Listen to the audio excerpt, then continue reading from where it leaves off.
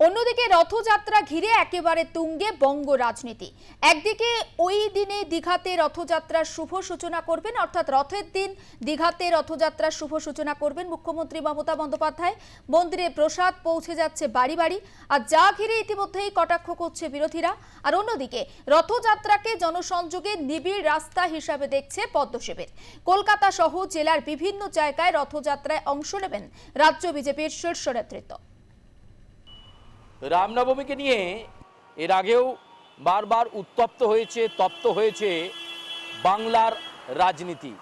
আর এবার রাজনীতির আঙিনায় জগন্নাথের রথযাত্রা।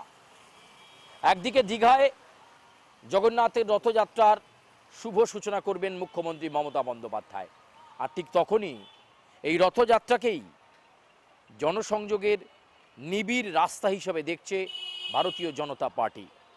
তাই কলকাতা তো বটেই, রাজ্যের বিভিন্ন জায়গায় রাজ্যের শীর্ষ নেতৃত্ব থেকে শুরু করে জেলা নেতৃত্ব অংশ নেবেন বিভিন্ন রথযাত্রায়।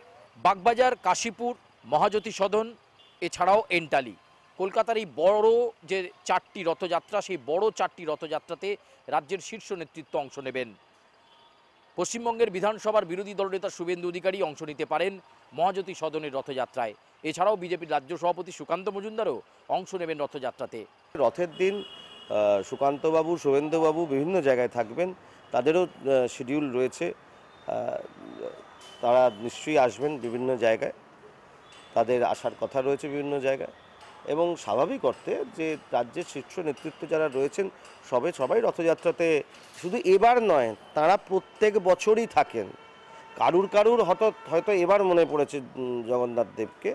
থাকবেন অগ্নিমিত্রা পাল, লকেট চট্টোপাধ্যায়, তারা তাদের দায়িত্ব মতো বিভিন্ন জায়গায় রথযাত্রায় অংশ নেবেন। আর এই রথযাত্রা এবার রাজনীতির আঙিনাতে মন্তব্য পাল্টা মন্তব্যে ইতিমধ্যেই তপ্ত হয়ে উঠেছে। জগন্নাথ দেবের মন্দির সব জায়গাতেই হতে পারে, কিন্তু ধাম আসলে 4টেই রয়েছে। আমি জোর করে ধাম বলে চালালে তো সেটা হতে পারে না। মন্দির সব জায়গাতে যে কোনো মানুষ করতে পারেন এবং সেটাকে আমি নিশ্চয়ই প্রণাম জানাবো, কিন্তু ধাম বলে সেটাকে চালাবেন না মানুষকে বিভ্রান্ত করে। এবং তার সাথে যেভাবে জগন্নাথ দেবের প্রসাদকে নিয়ে ছেলে খেলা হচ্ছে, জগন্নাথ দেবের পুরীতে যে জগন্নাথ দেব, সেখানে পুরীতে যে মহাপ্রসাদ যেটাকে বলি, সেটা যেভাবে রান্না হয়, সেটা যেভাবে পরিবেশন, আর যে নিয়ম আচার সব কিছু রয়েছে, সেটার বাইরে বেরিয়ে যেগুলো হচ্ছে, সেগুলো আমার মনে হয় ঠাকুরকে অপমান করা ছাড়া আর কিছু হচ্ছে না। প্রত্যেকবারের মতো এবারও বাগবাজারের এই জগন্নাথ মন্দিরের সামনে থেকে হবে রথযাত্রা, যেখানে অংশ নেবেন রাজ্য বিজেপির শীর্ষ নেতৃত্ব।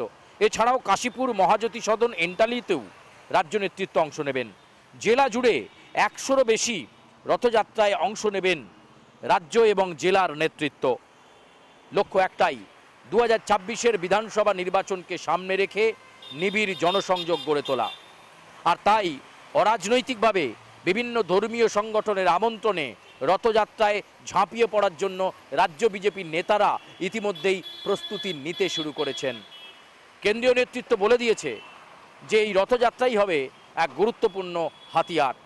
আর তাই কেন্দ্রীয় নেতৃত্বের নির্দেশ মেনেই রথযাত্রায় অংশ নেবেন ভারতীয় জনতা পার্টির শীর্ষ নেতৃত্ব থেকে শুরু করে নেতা কর্মীরা।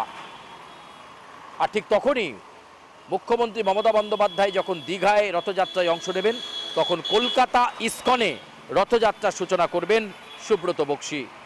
আবার কোথাও তৃণমূলের অন্যান্য নেতৃত্ব। ফলে সব মিলিয়ে এবার রথযাত্রায় নজর রাজনৈতিক দলগুলির। ক্যামেরায় উৎসর সঙ্গে সুচারু, আর প্লাস নিউজ, কলকাতা।